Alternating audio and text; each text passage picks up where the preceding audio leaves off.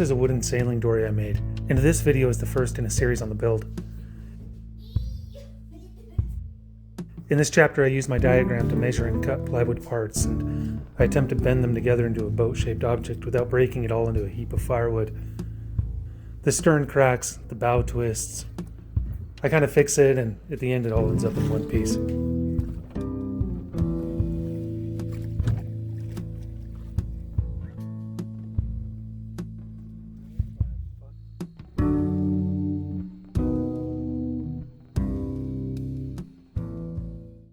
This is the diagram for all my plywood parts. The top two panels are the sole and the furniture of the boat in 3/8 inch ply, and the bottom panels are the planks in 1/4 inch.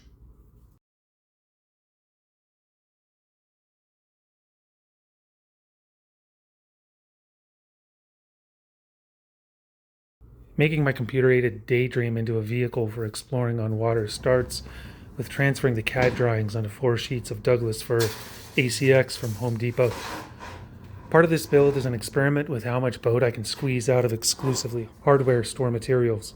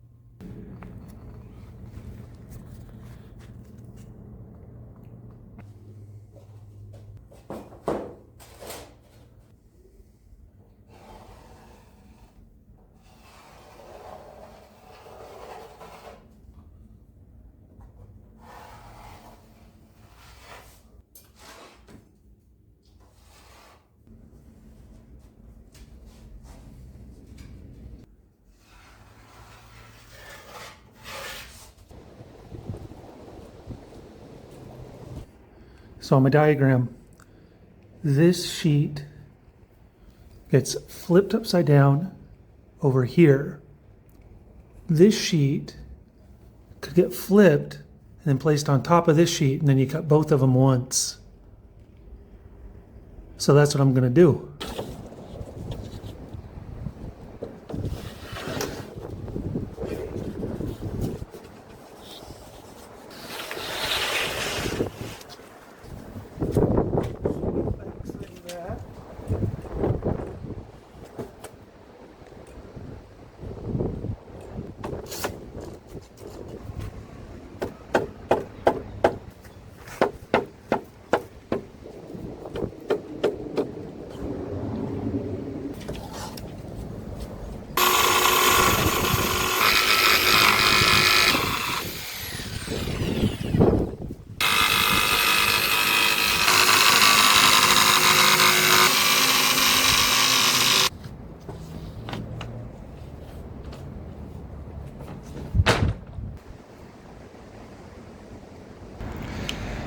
Alright, so I got these laid up for glue, and I ran a string line between them so that those ends are touching. That string line. And then each of these should be 4 3/4 inches from that string line at the glue joint. These butt joints should be easy, but I make 2 mistakes. First, the overlapping joint pieces are cut along the long axis of my plywood sheets. You can see the grain of the joint going perpendicular to the larger panel pieces below. Also, for all my weights placed on here, the glue surfaces don't get uniform pressure and it creates a weak glue up.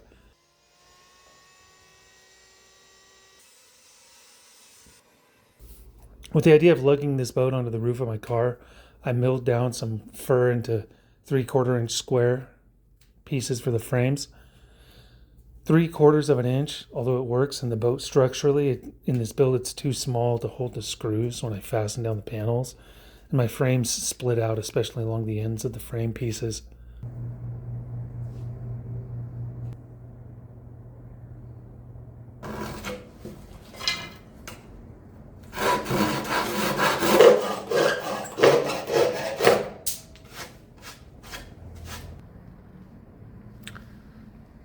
Like that.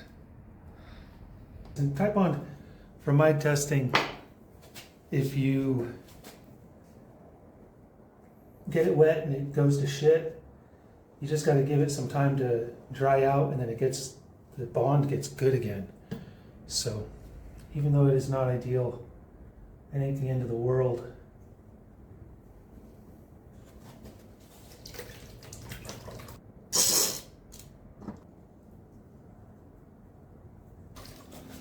About twice. This is my bulkhead frame.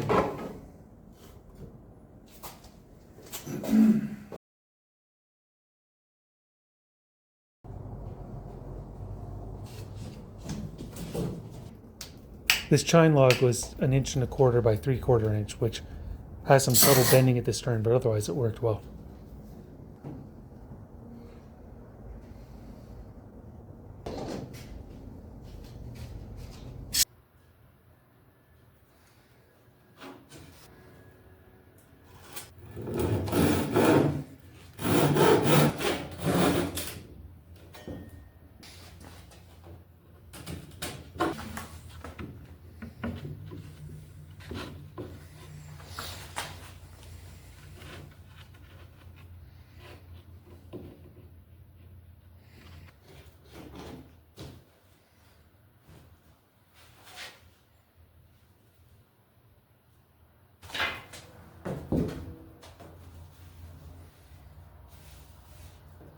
Real fiberglass with epoxy would be a good fix for my butt joint mishap, but I'm set on making this Potlicker from all hardware store materials, for good or for bad.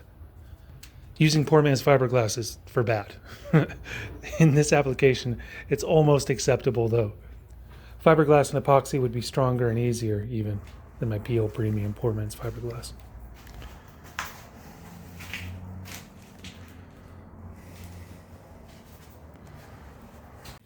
These are the panels, and I'm preparing them to get bent around this main frame.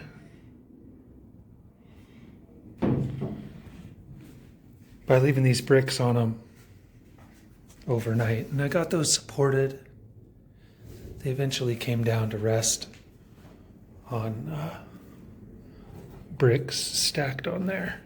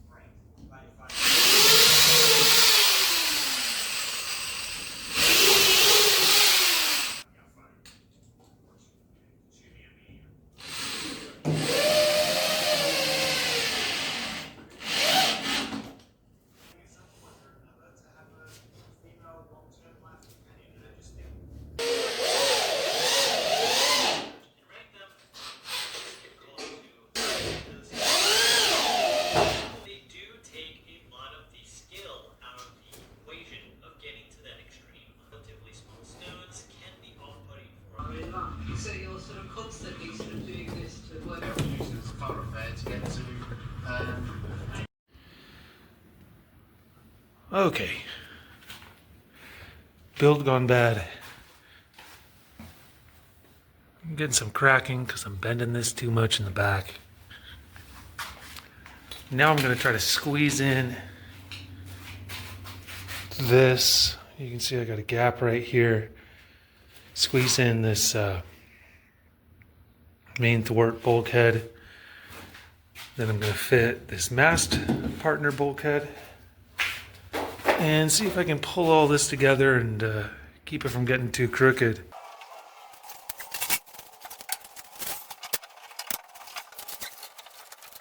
Another mistake in this build is right here, and it's kind of subtle. The bottom corners of these panels where they meet each other in the sole, that corner was half an inch off when I aligned them, and I believe it created some twist in the bow that appeared later. With trouble with the stern though, I'd already been ready to bring out the circle saw and make this build into trash can sized pieces, so half an inch didn't bother me as much as it should have. All right, let's take a look at this mess at the transom. So I'm trying to close this gap, and this is getting awfully close now. I know you're like, that's still an inch. It was about 2 inches, 2.5 inches earlier. So some steps I've taken. Curve cuts in this chine log. I even tried to clean some of it out with a spoke shave. I've got a Spanish windlass pulling the top. See how that closed that gap? I'm going to let that open right to there. The bottom. So I got a piece of wire running through here, drilled a hole in a reversed clamp, and I drilled there to put some screws in to hold a second clamp. Had some wires snapping, so hopefully we don't get a show.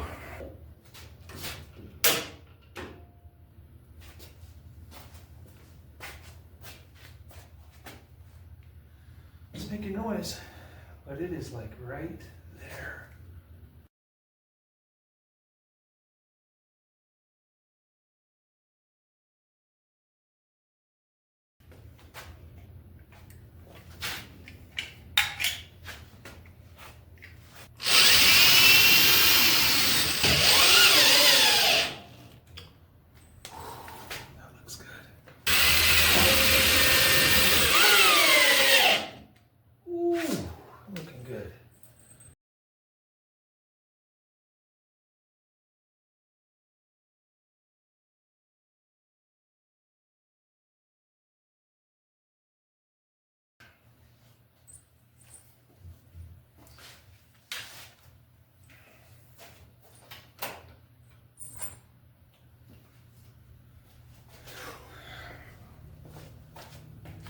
So,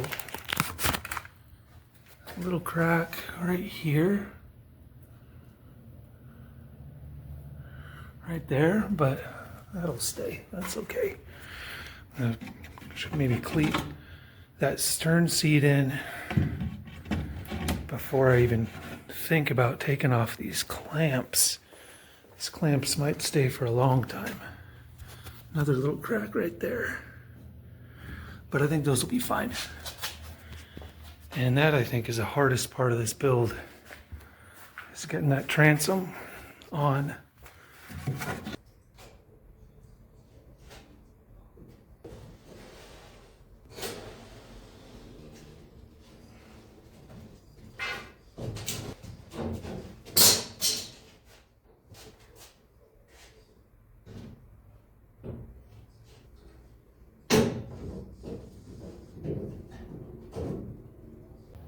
The stern seat bulkhead focuses a lot of stress, and it made the worst crack in the whole build.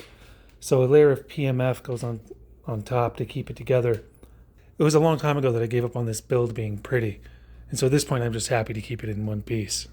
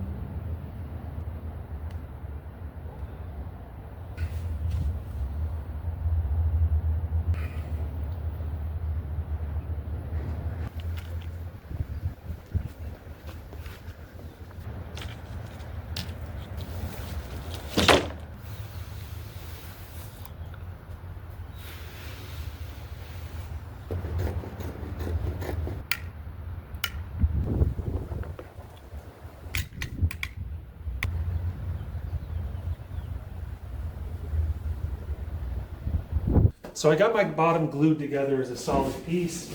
I made that little piece of poor man's fiberglass to really solidify that. Set up for a day. Ooh, it's a little gooey on the inside still. Ew. So even after sitting up for a day, that's going to need some more time to finally cure. But I mean, it's ready to glue on as it is.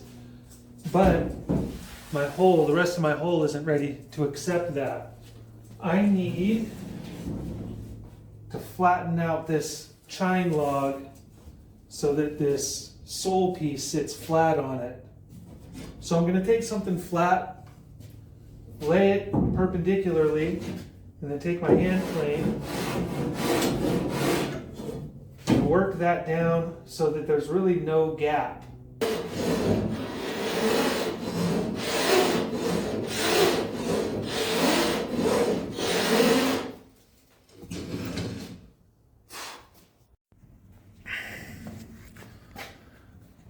All right, so this is almost done, but I gotta bring that bevel down. Oh, come on, focus. I'm gonna bring that bevel down so that this is lying flush.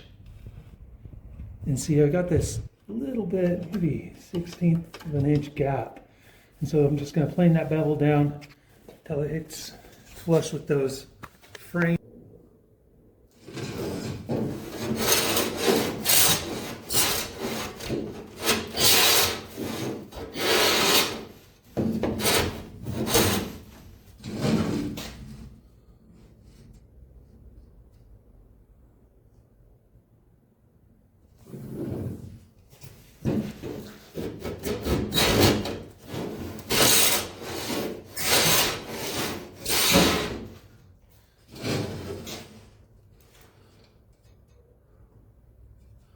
All right, I think this side's flush.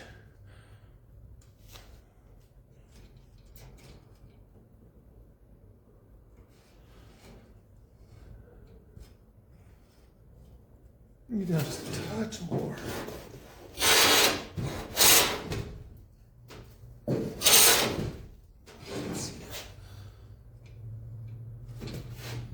Yeah, so that closes that gap. And I mean, that's a paper thin gap, and you can see I can squeeze that and close it. I ain't worried about that little bit of a gap that remains. I got that bevel on. This is all flush, looking good. So I'm going to check that bevel and kind of cleaning up this bevel all the way around, getting it flush with my frames. Moving up, got an 1/8 of an inch on that one I got to get rid of next. All right, before I get serious about putting that on, a couple things I want to check is the alignment of these frames to make sure that they're all parallel. And I mean, this thing was crooked a minute ago before I flipped it upside down. And now these are looking awfully good. Come and look at that from the other side. So,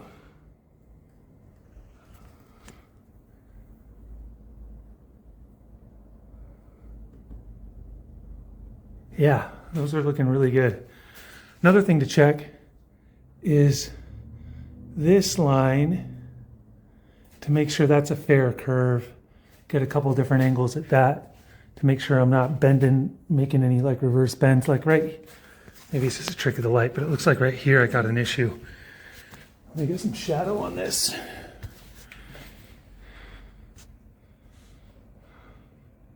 Yeah, I do. I got an issue. I got a high spot right here.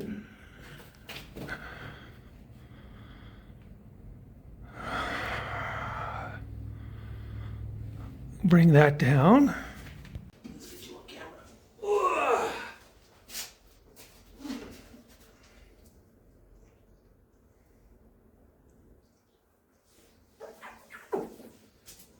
All right, got that spot down.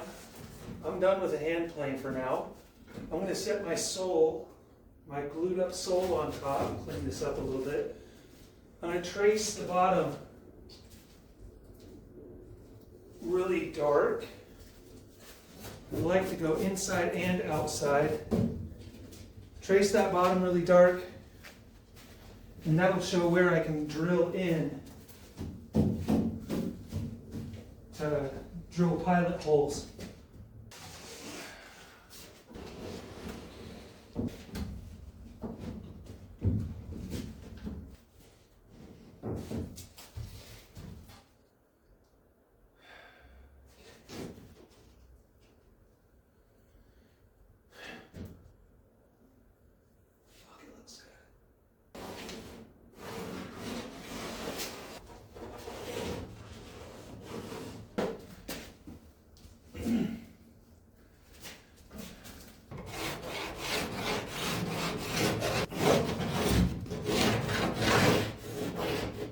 I've got my inner line and my outer line.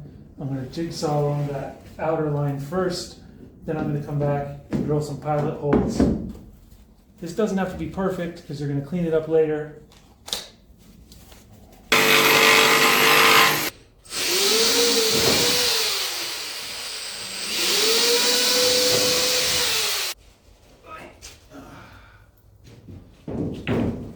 I gotta line this back up, go back in and mark where the frames are in pencil so I can pilot hole those frames.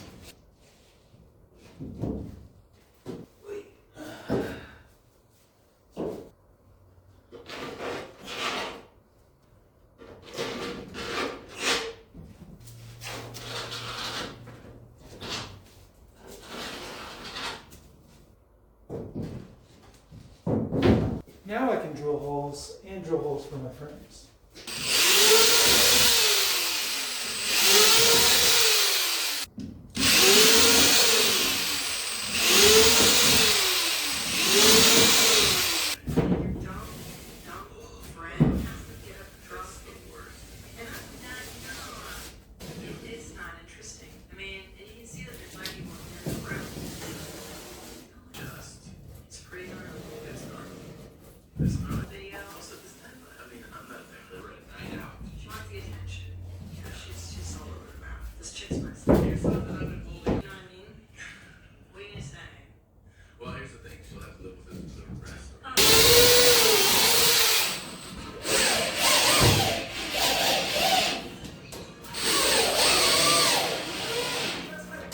We'll do the back first, because this frame will be easier to get later. So I'll lift the back, glue the back, 1, 2 frames, work my way back, and I'll come unscrew these, lift it, glue it, do the front, put on some clothes that can get goop on them. Is that military time? But it's like 13. Would you think that's 9:30? If you said get off when you need to get off. You telling us that that's car you're I picked Christmas vacation a lot.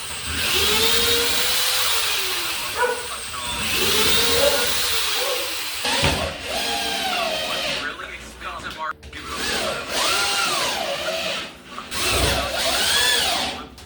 want a chicken and a can of coke. Wait, want a coke? Wait. Okay.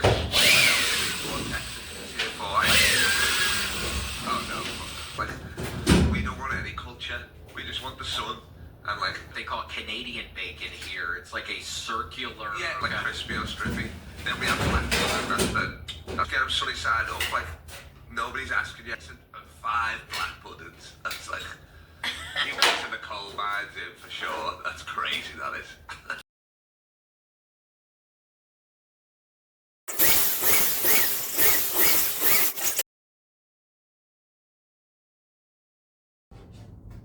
I think I have to go to work.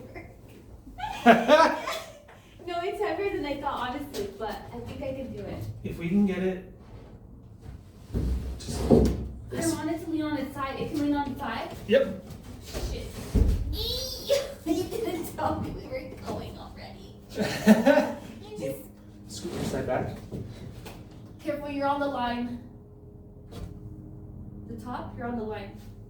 And it's gonna get caught. Thank you. Okay, ready? Scoot it. Keep I scooting can this grab way. this? Scoot it this way. Yeah. All right. That's it. That's it. As long as it's on there, it's good. Thank you, Angelica. We pros. You did tell me where you're going. You just started fucking flipping it. Hope I got you on there. You just started flipping that thing.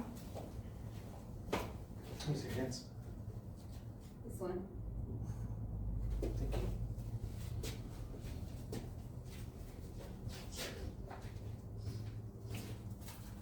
So I'll stop praying for you.